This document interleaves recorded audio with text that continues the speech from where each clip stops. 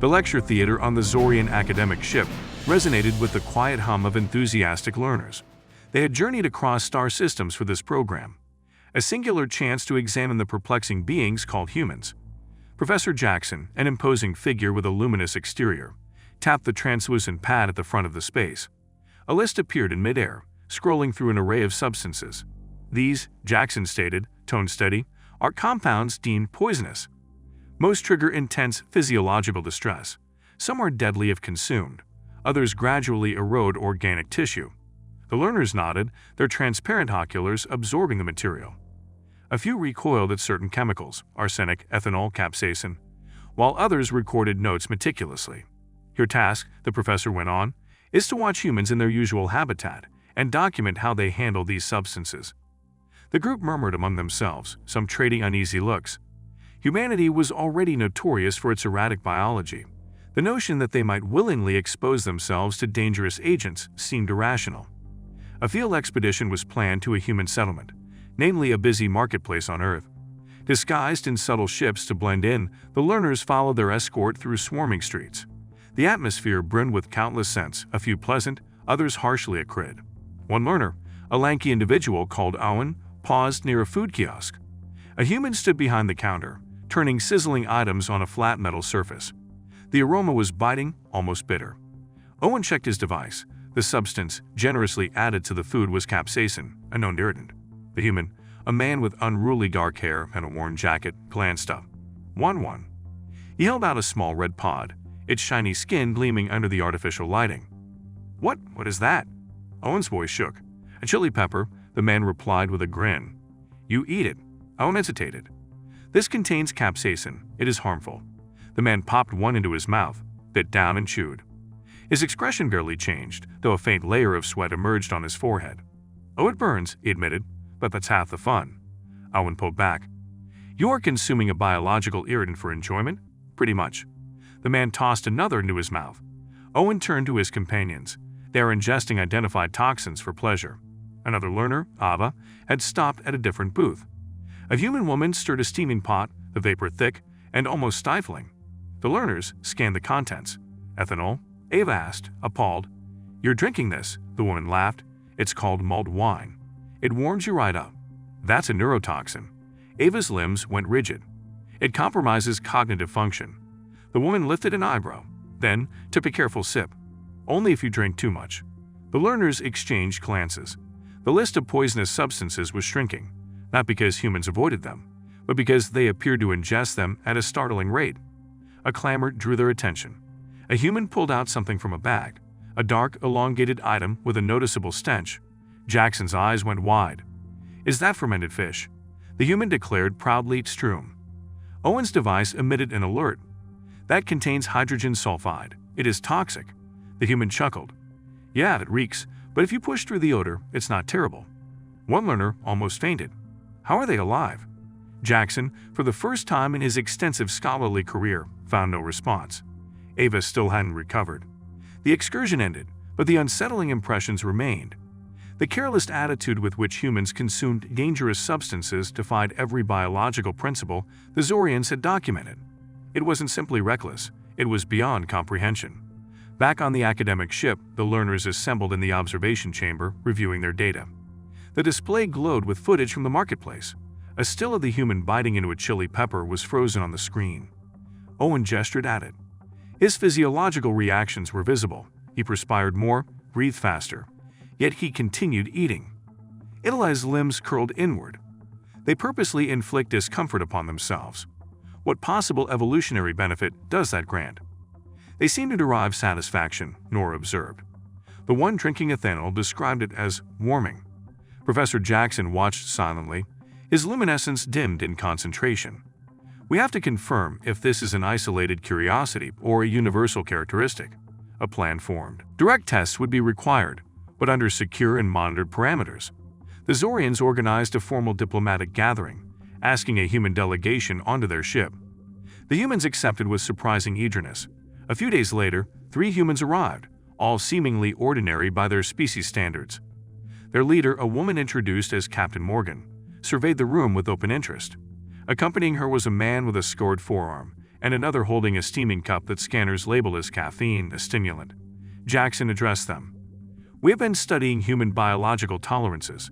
Your species shows an unconventional link with hazardous chemicals." Morgan exchanged a look with her team. "That sounds accurate." Ava hesitated. "We want to understand your boundaries. Could you demonstrate?" The humans looked almost too willing. A controlled environment was set up. A lineup of test substances, each flagged as harmful in Zorian medical files, was placed before the humans. They sat without worry. The first trial was a potent capsaicin concentrate, far stronger than what was encountered in the marketplace. The scared man, who introduced himself as Mason, dipped a neutral piece of food into the blistering liquid and chewed slowly. Moments later, his skin flushed, his breathing accelerated, but he grinned. "That's got some heat." Ava's limbs trembled. "You are feeling sharp discomfort." Mason exhaled sharply. "Sure, but it's a satisfying burn." The Zorians exchanged uneasy glances. The following test involved stronger and stronger ethanol solutions. Morgan sampled the first one, nodded, then signaled for a more intense version. "This is pretty tame," she remarked. The Zorians recalibrated. The next round was more potent. Morgan tasted it, breathed out, then leaned back with a contented smile. Ava studied the data. "Your cognitive function should be lowered." Morgan laughed. "Just give it a minute." Next was the caffeine trial. The man with the cup, who identified himself as Carter, was already consuming it absent-mindedly. Upon being told of the test, he raised his cup. "I'll ahead of you there." The Zorians were astounded. More experiments followed. Capsaicin levels soared to intensities that should cause extreme agony, but Mason only asked for water. Ethanol levels rose until Morgan acknowledged feeling its effects, yet her motor abilities remained remarkably stable. Caffeine doses surpassed normal biological thresholds, but Carter simply yawned and wondered if they had anything even stronger. The Zorians assembled privately. "They break down toxins with astonishing speed," Eli noted. "They actually pursued the sensation," Grant added. "They intentionally faced discomfort." Jackson was silent for several moments, looking at the humans, who chatted casually amongst themselves. "We must identify why." The humans were asked to elaborate. Morgan leaned back thoughtfully. "There are multiple factors. Some are cultural, some are just for enjoyment." "Enjoyment?" Owen repeated slowly, as if the notion were alien. Mason laughed. "Yeah, testing limits, seeing what we can handle." Ava struggled to grasp this. "But these substances are damaging," Carter shrugged. "Only if you go too far." Morgan nodded. "It's about moderation. We know there are dangers, but we handle them. Sometimes a bit of discomfort enhances the experience." The Zorian professor listened quietly, thoroughly baffled. Jackson eventually spoke. "Your species voluntarily engages with dangerous substances, experiences pain, and regards it as recreation." Morgan smirked. "Pretty much." The Zorians had no retort. Despite their vast scientific expertise, they had no model for what they'd observed. The sheer audacity of it all. The humans remained at ease, as though they hadn't just displayed an extraordinary degree of physiological defiance. Jackson's luminescence flickered erratically as he tried to make sense of it. The learners stayed quiet, their oculars darting from their professor to the humans, hoping for some ultimate explanation. "We must conduct more thorough tests," Jackson finally announced.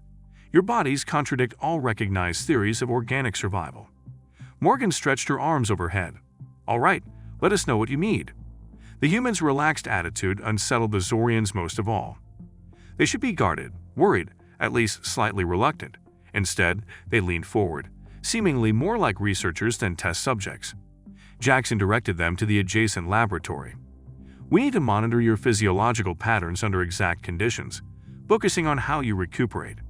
Mason let out a short breath, rubbing his abdomen, probably for the best. That chili's already making itself known. The learners recoiled in unison. The laboratory was readied quickly. Each human was placed in a diagnostic pod, surrounded by scanners calibrated to detect everything from neural signals to metabolic processing. The tests commenced at once. The first anomaly appeared within a few minutes. Evelyn adjusted the controls. Their circulatory systems are extremely flexible. Carter reclined in his pod, raised an eyebrow. "Is that bad?" Nora paused. "Your heart rate is varying widely. That usually signifies distress." Carter shrugged. "Could be from earlier activity. The caffeine likely drove it up." The learners looked at each other in confusion. That was another shock. The stimulant had been casually ingested. yet Carter's system adapted as though it were normal. Morgan tapped the side of her pod. We adjust.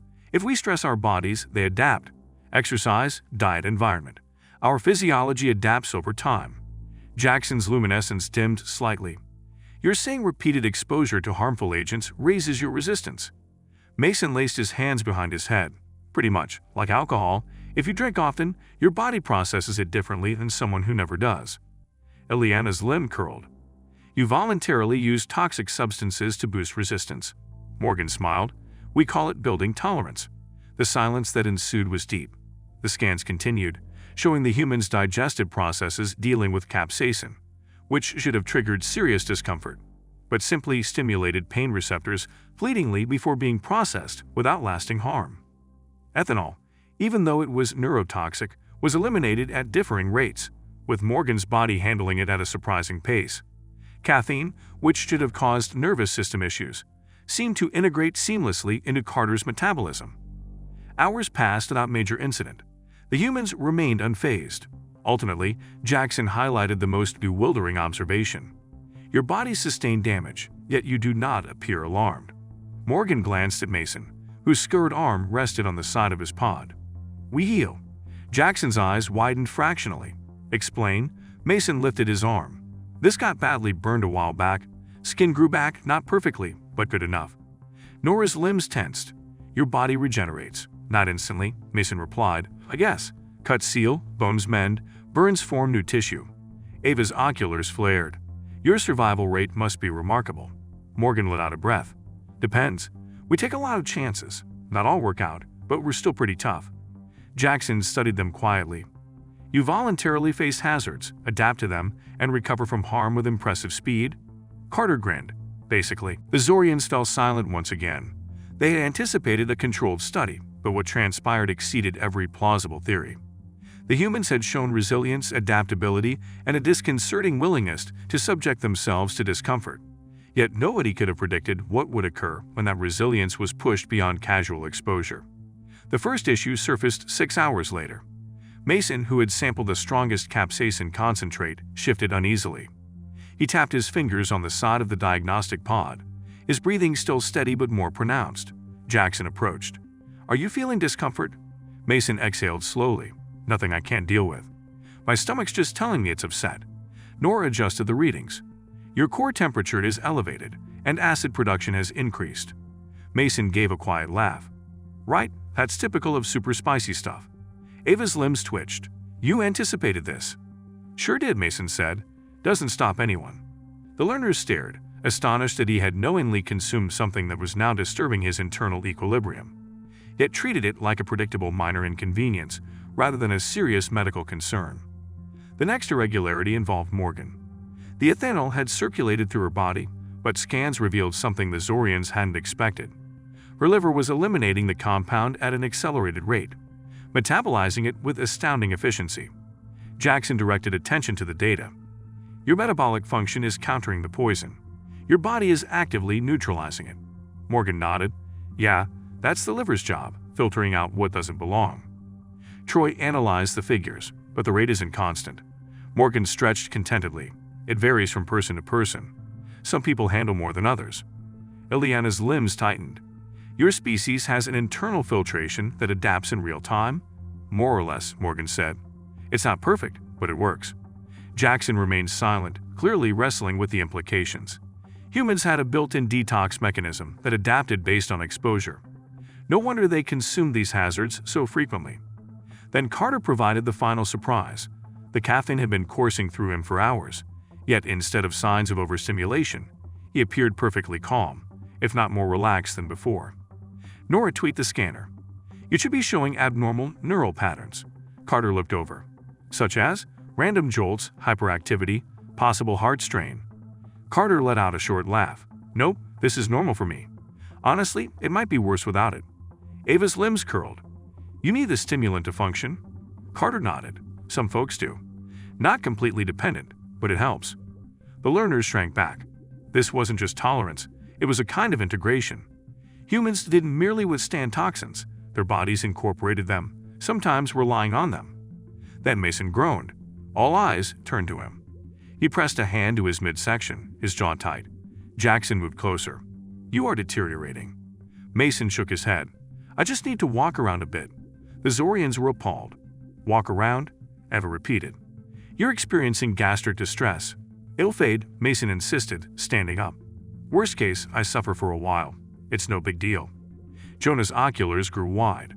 "You're actively enduring internal injury," Mason shrugged. "I felt worse." The silence was absolute. The humans had shown durability, yet this was an entirely new level. They didn't just survive threats, they accepted discomfort as normal. Jackson turned to Morgan. "How frequently does your species inflict distress on itself?" Morgan sighed. "More often than we should, but we manage." Owen's limbs twitched. "By what metric?" Morgan offered a slight smile. "By our own." Jackson had built a reputation on exploring the strangest biological traits in the galaxy, but nothing had primed him for humans.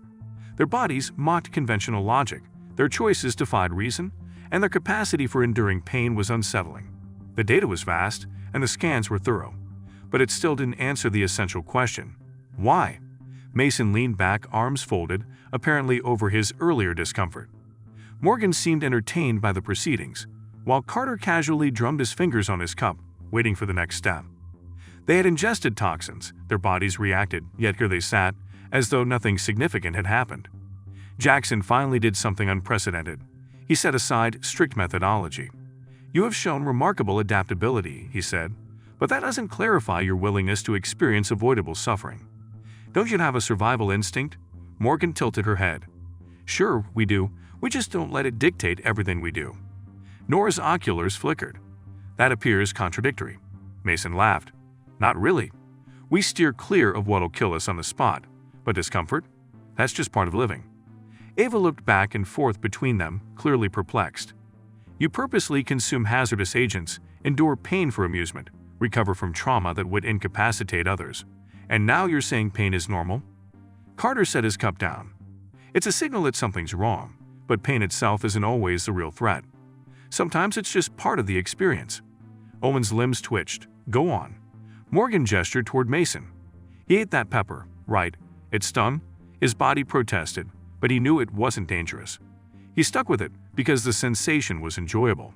Mason grinned, "And I wanted to see how much I could handle." Ileana drew back a bit. "You search for your own thresholds." Carter nodded. "All the time. It's how we grow." Jackson's luminescence flickered faintly. "Are you suggesting that conscious exposure to hardship increases your strength?" Morgan shrugged. "In a sense, yes. It builds tolerance, shows us our capacity." Jackson turned to Owen and Eli. "We believe their biology alone was unusual. It's their mindset." The learners absorbed this realization quietly. Morgan leaned in slightly. "Have you heard of vaccinations?" Jackson paused. "Clarify." "We introduce slight doses of harmful agents into our bodies," Morgan explained. "Not enough to kill us, just enough to train our immune defenses. So when the real threat appears, we're ready." Ava's limbs curled. "You deliberately make yourselves ill to prevent worse illness." Carter nodded. "Exactly." Nora was quiet for a long time. "So you don't merely survive adversity, you harness it." Mason grinned. "You've got the idea." Jackson exhaled slowly. "Your kind isn't reckless. You're prepared." Morgan smiled. "We prefer to be ready for anything." Jonah shook his head. "But even with your resilience, you still encounter physical consequences." Mason patted his abdomen. "Oh yeah, I'll pay for that pepper later, but it'll be worth it." Nora hesitated. "You accept discomfort for the sake of the experience?" Morgan nodded. "It's part of progression. We stretch our limits, stumble at times, then get back up stronger." Jackson gazed at them intently. "This is how your species continues to exist." Morgan returned his look with a smile.